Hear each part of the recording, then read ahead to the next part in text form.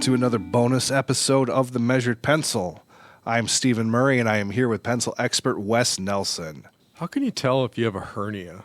I thought we'd play at Would You Rather. It's been a while since we played. It's my son's favorite thing. He keeps asking me when we're going to do more Would You Rathers.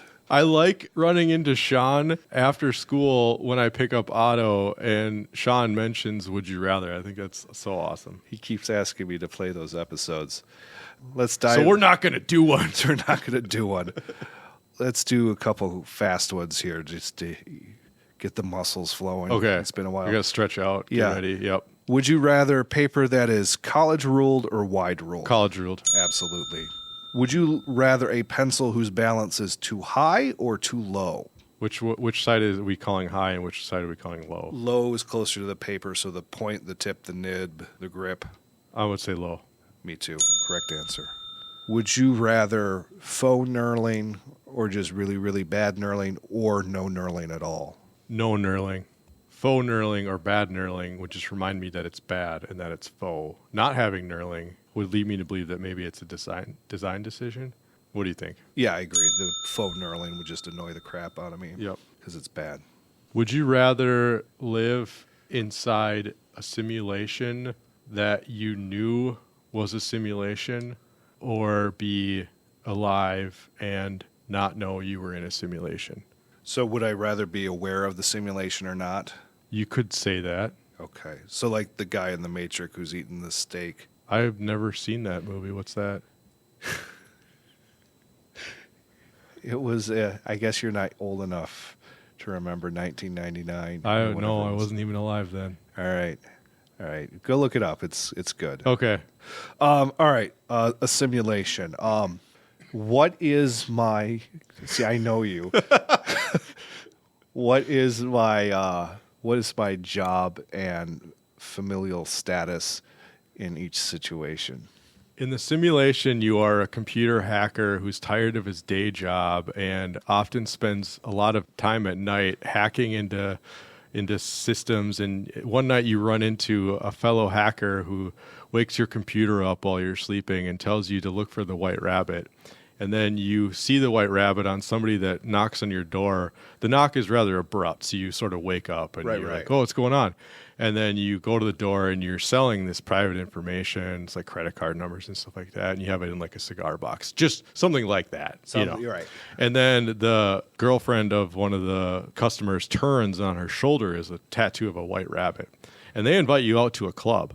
You decide to go to that club. At the club, they're playing Rob Zombie, which is your favorite artist. Nice. And then while you're standing around awkwardly, a fellow hacker by the name of, let's just call her Trinity, approaches you. Nice name. And she mentions her name, and you're like, oh, I thought you were a guy. And she's like, most guys do. And then she tells you about this thing that she hacked into, and you're like, oh, that was you? And you get really excited. And then, from there, there's other things. There's some, Nazi elements, and there's a guy named Morpheus. This is all just like a hypothetical. Right. That would be the simulation version. That's the simulation version. Exactly. Okay. What's my real life version? In the real life version, your first name is John, and you work for a group of like contract people that you like take people out. Like you're kind of like an assassin. And there's like this central base. It's like a hotel or something that you can like go to. It's like a safe haven. And in order to like check in though, you need like a coin, kind of special coin. Okay. And there's a guy who kind of looks like Lance Reddick, who is like the front desk guy, and he'll like get you a car if you need one, or take care of your dog or something like that. But you're safe there. Like you're on like safe ground there, but like that's where you go to like recharge, and you can go to the tailor, and the tailor has like weapons for you, but all the weapons are like kind of like talked about in terms of like their clothes, but just hypothetically that would be like your real life non-simulation job. Gotcha.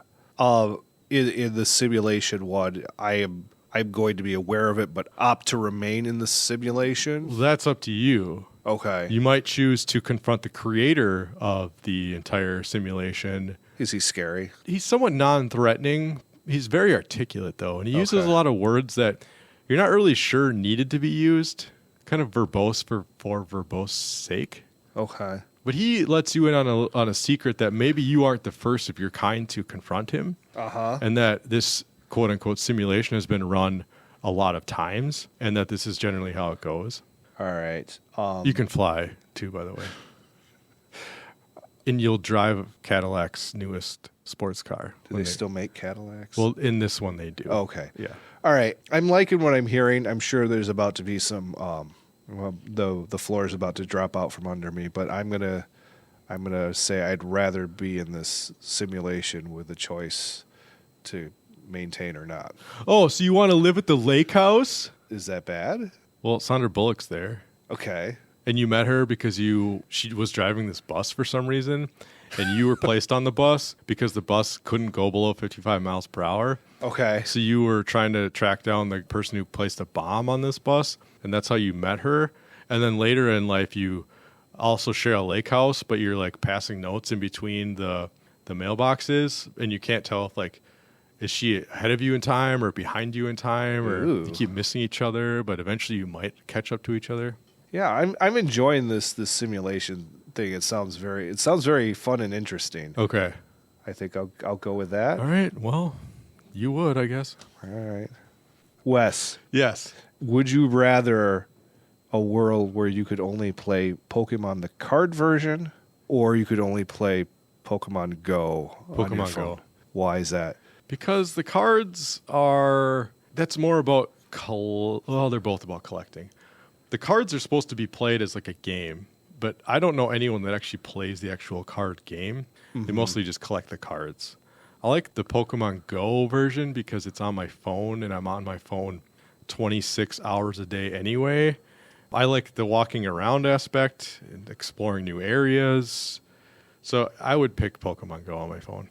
It seems more interesting. I don't play either, but yeah, that seems more appealing. Could you not use that tone of disdain when you say, I don't play sorry. either? I didn't mean to do that. I have an equally you didn't. I have an equally nerdy collector game that I play on my phone. just giving It's just you a crap. it's just a different nerd universe. That was my own insecurity being projected out into a tone of voice that Stephen did not even use. So many people in my life play Pokemon Go, and I'm okay with it. Yeah, we're cool, okay? You want to ask me another question, and then you can make fun of me? I deserve it. Stephen, What? would you rather live in, apples or oranges? Oranges. Ding, ding, ding. Wait, that's it? Goodbye. This was The Measured Pencil with Wes Nelson and Stephen Murray. Theme song and additional music composed and performed by Josh Baumgartner. Additional production support by Two Desk Productions. If you want to see what the pencils look like, please follow us on Instagram at The Measured Pencil. If you'd like to share your pencil story, please record a short audio file, maybe 1 to 2 minutes, and email it to us at themeasuredpencil@gmail.com. Or, if you'd like us to review your favorite pencil, please email us with the name, and it might appear on a future episode. Thanks for listening.